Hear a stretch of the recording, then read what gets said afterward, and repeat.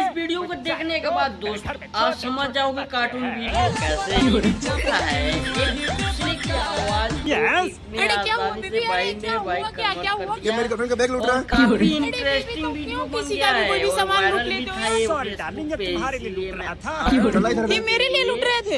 लेकर आया हूँ। आप लोग ऐसे ना सोइए भाई।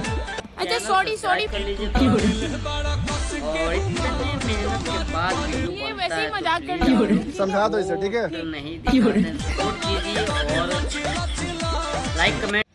बहुत ही मज़ेदार वीडियो बनाया भाई ने और बहुत अच्छा लगा हमको और काफ़ी इंटरेस्टिंग वीडियो है ये। और आप लोग भी देखिए अपने घर पे और मज़ा लीजिए और चैनल को सब्सक्राइब करना ना भूलें क्योंकि सब्सक्राइब का पैसा नहीं लगता है। तो भाई प्लीज़ सब्सक्राइब कर लो, एक रिक्वेस्ट।